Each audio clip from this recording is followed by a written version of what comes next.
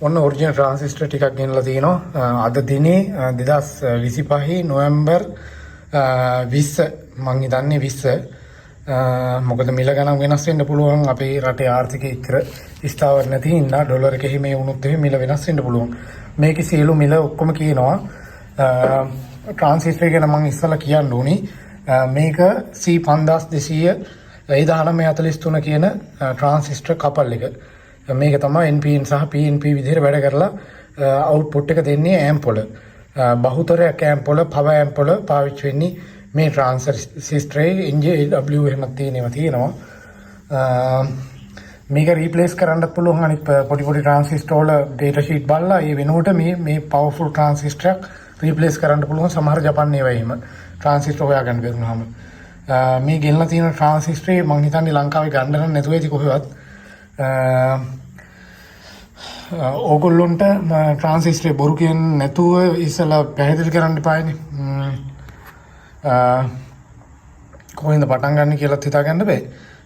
මේ තියෙන්නේ ලංකාවේ බහුතරයක් ඔරිජිනල් කියලා විකුණන ට්‍රාන්සිස්ටර් එක. හොඳට මේක තමයි බහුතරයක් තැන්වල ඔරිජිනල් කියලා දාන්නේ. මේක DC මේ සුදු පාට තිබ්බට මේක DC වෝල්ටේජ් එක 60 වගේ දුන්නාම පුපුරන්නේ. එතකොට ඕගොල්ලෝ හිතනවා දැන් ඔය ඕලෑන් වගේ පොඩි ඇම්ප් වල මේක ඔරිජිනල් ට්‍රාන්සිස්ටර් තමයි හොඳයි කියලා. නමුත් මේක ඔරිජිනල් ට්‍රාන්සිස්ටර් නෙමෙයි. මේක ටිකක් හොඳට හදපු එකක්. මේකේ චිප් එකේ සයිස් එක එහෙම පේනවා ඇති. චිප් එක පොඩි. මේ මැද තියෙන සෙමිකන්ඩක්ටර් ඒ තියෙන එකට තමයි චිප් එක කියන්නේ. නැත්නම් ට්‍රාන්සිස්ටර් ඩයි එක කියලා අපි කියන්නේ. මෙන්න මේ පොඩි කොටුව වගේ දිලිසෙන එකට මැද්දේ තියෙන. මේක ඕගොල්ලෝ ගොඩ අය වරද්ද ගන්නවා මේක ඔරිජිනල් කියලා. මේ 190ක් මේ ලංකාවේ තුල තියෙන්නේ මෙන්න මේක තමයි ඔරිජිනල් කියලා දෙන්නේ. නැත්තම් තියෙන්නේ එක්කෝ 60ක් දෙන්න දීපහම පුපුරලා එන එක. මට නම් මෙච්චර කාලයකට අහු වෙලා නැහැ හැබැයි. මං ගන්න නැහෙනි කොහොමත් මෙහින් මේක ගත්තේ මේක කොළඹ. හොඳද මේ ට්‍රාන්සිස්ටරේ තව මං ගෙනලා තිබ්බා කොළඹ කඩ 3-4ක ඇවිදලා ප්‍රසිද්ධම කඩ වලින් ගත්තේ. මේක මට විශේෂත්වය මේක මට ඔරිජිනල් කියලා තමයි දුන්නේ. 10 පාරක් විතර අහපුවාම තමයි අහලත් ඔරිජිනල් කියලා කිව්වා. හොඳද මං කලින් නම කියලාම කිව්වා කඩේ. ඒක මං දැන් කියන්න යන්නේ මේ හරියන්නේ නැති හොඳ නැති හින්දා. මොකද ඒකෙන් තව බඩු ගන්න ඕනේ අපි. අනිත් එක මිනිස්සුන් තව බඩු ගන්නවා ඒකෙන්. නමුත් මෙහෙම බොරු කියලා ට්‍රාන්සිස්ටර් දෙන්න හොඳ නැහැ. වෙලා තියෙන්නේ මේ කඩවල වල බිස්නස් කරන අය රිපෙයාර් කරන අය නෙමෙයි. ඔන්න ඔතන තමයි ප්‍රශ්නේ පැටලෙන්නේ. මේගොල්ලෝ මේ වගේ එන්න දන්නේ මේ පරණ පුරුද්දට ට්‍රාන්සිස්ටර් ගෙනලා දෙනවා. ඒගොල්ලෝ දන්නෙත් නෑ ඇත්තට මේක ඔරිජිනල්ද නැද්ද කියන එක හරියට. ඇත්ත කතාව. මේ ඒකෙන් තමයි මේක වෙන්නේ. මේක ගෙනලා දාපු ගමන් පවර් ඇම්ප් එකකට වගේ DC 100 පයින් තැනකට ට්‍රාන්සිස්ටර් චොට් එක හරි අනිත් එක ඉක්මනට යනවා. DC 80 දුන්නත් මේක කල් පැවැත්ම අඩුයි. මේ ඉක්මනට රත් වෙලා යනවා. දන්නවනේ ට්‍රාන්සිස්ටර් කියන්නේ නිකන් ගෙදරක සාමාන්‍ය ඇතුලේ ඔක්කොම බීත්ති වුන් හදලා ඇතුලේ ෆිනිෂින් කරලා සේරම කරලා වහලට නිකන් ඇල්බීසියා පොළු දාලා වහලේ ගහනවා වගේ වැඩක්.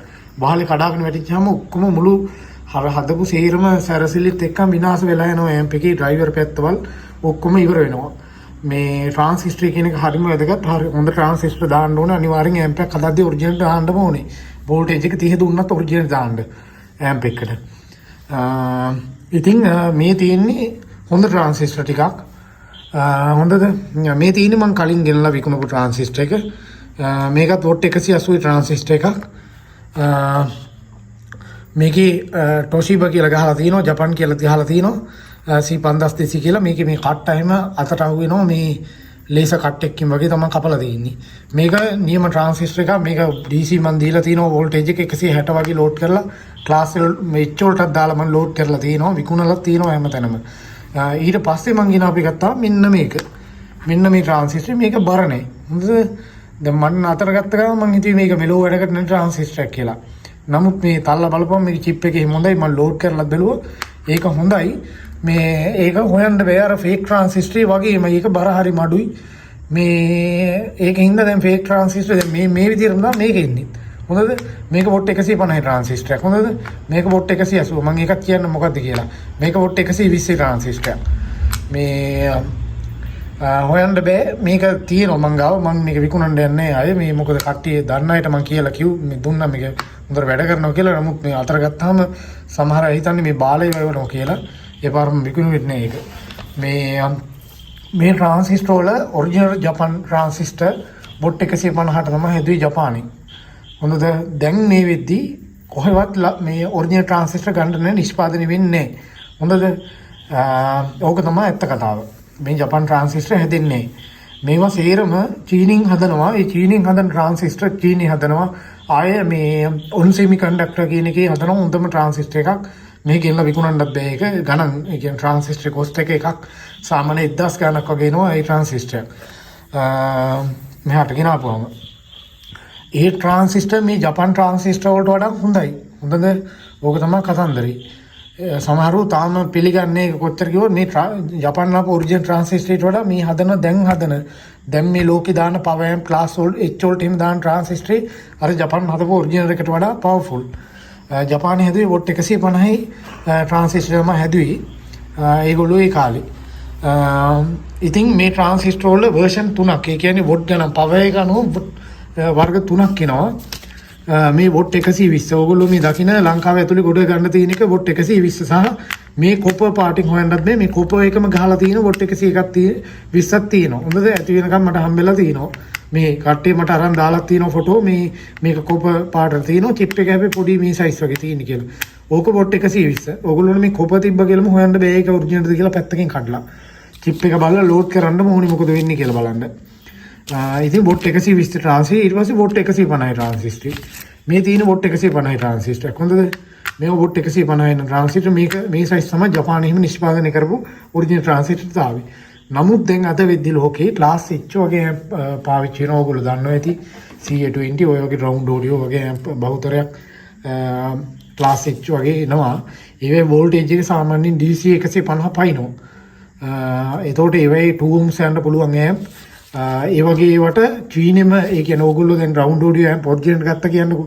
ඕකේ ජපාන් ට්‍රාන්සිස්ටර් නෙමෙයි තියෙන්නේ. ඕකේ ඉන්නේ චීනි ට්‍රාන්සිස්ටර්. ඒවා අරවට වඩා හොඳයි. ඕක තමයි ඇත්ත කතාව. ඒකේ ඉන්න ඔරිජිනල් ට්‍රාන්සිස්ටර්. ඒවයි එන්නේ මෙන්න මේ ට්‍රාන්සිස්ටර් තමයි. ඒවයි එන්නේ මෙන්න මේ C50200 මේ TT නම්බර් වලින් තියෙන හොඳ ට්‍රාන්සිස්ටර්. චීනි හදනවා ඒවත්. TT නම්බර් කියලා මං ගෙනාවේ නෑ. ඕගොල්ලෝ මේ උඩ ගහලා තියෙන වටන රෙවටෙන්න එපා. දැන් මෙතන මේ ජපාන් කියලා ගහලා තිබුණා. මේ ජපානයේ හදන ඒවා නෙමෙයි. නමුත් ඒවට වඩා මේක ට්‍රාන්සිස්ටර් හොඳයි. මේ ජපානයේ හැදෙන්නේ දැන් මේක චීනි මේම තහනම් මේ ජපාන් කියලා ඇත්තටම ගහලා විකුණන්නත් මේවා අල්ලනවා ඒ රටේදී. ටොෂිබා ජපාන් කියලා ගහන එක මේ තහනම් වෙලා තියෙන මොකද අර පරණ පුරුද්දට තමයි මේගොල්ලෝ මේක මෙහෙම ගහන්නේ. මේක හොඳ ට්‍රාන්සිස්ටර් මේ වොට් 180. හොඳද? ඔයගොල්ලෝන්ට දැන් මේ ගෙනලා තියෙන එක මේකත් වොට් 180 මේක දැකලත් ඇති. මේක ඇත්තටම ගෙන්නන්න හේතු උනේ මම මේක පොඩ්ඩක් විස්තර හොයලා තමයි ගෙනාවේ. මේක මගේ මේ ට්‍රාන්සිස්ටර් ගත්ත එක්කෙනෙක් කිව්වා මේක හොඳයි කියලා මේ ට්‍රාන්සිස්ටරේ. ඊට පස්සේ මේ තියෙන්නේ JSM semi කියලා semiconductor එකකින් තමයි ගහන්නේ මේක. චීනේ ගහන ට්‍රාන්සිස්ටර් ඔරිජිනල්. මේකෙත් එනවා වර්ග 3ක්. ඕක ලංකාවේ සමහරට ගන්නත් ඒ සමහර තැන්වල මේකෙත් වර්ග 3 වෙනවා. වොට් 120 150 180. හොඳද? දැන් මම ක්ලාස් H එහෙම හැදෙන හින්දා සහ මේ වොට් 180 දාපුවම ටික කොරොත්තු දෙනවා. ඒකෙන් හින්දාම තමයි වොට් 180 ගෙනාවේ. මේක වොට් 180 ට්‍රාන්සිස්ටර් අපින් ගන්න පුළුවන්. ගොඩ මේක ෆෝකස් කරන ටෙක්නීෂියන් ලාට රිපෙයාර් කරන අයට සාධාරණ මුදලකට දෙන්නේ. ඕගොල්ලොන්ට කෑලි 20කට වැඩියෙන් ගන්නවා නම් මේක රුපියල් 350යි වැටෙන්නේ. ගන්න පුළුවන් ඕනේ ප්‍රමාණයක් අපි ගාව තියෙනවා. ගන්න. හොඳද? මේ ට්‍රාන්සිස්ටරේ මේක චිප් එක ඔයගොල්ලන්ට පේනවා. ඉතින් චිප් එකේ සයිස් එක කොහොමද කියලා මේක ලෝඩ් කරලා තියෙනවා. ඔයගොල්ලන්ට ක්ලාස් H වලට එහෙම බය නැතුව දාන්න අනිවාර්යෙන් දාන්න වෙන්නේ මේක. පොඩි පැදුවත් අනිවාර්යෙන් මේක දාන්න යාටෙක් අනම්මනම් මොකද දුවත් යාටෙක් 1200 ඇදුවත් එක බෝඩ් එකකට කොහොම ට්‍රාන්සිස්ටර් 20 ගන්න 30ක් විතර යනවා. එතකොට ඔයගොල්ලන්ට 380 ගාණි ගන්න පුළුවන් මේක. ඊට අඩුවම ගන්නවා නම් මේක 500 ගාණ තමයි මම දෙන්නේ. කලින් දුන්නේ 500 ගාණි. මං හිතනවා මේ ට්‍රාන්සිස්ටරේ මේක සමහර පැතිවල 700 ගණන් 900 ගණන් විකුණන මේ ඔරිජිනල් ට්‍රාන්සිස්ටර්. මේවා තියෙන්නේ ගොඩ වෙලාවට රිපෙයාර් කරන අය ළඟ විතරයි.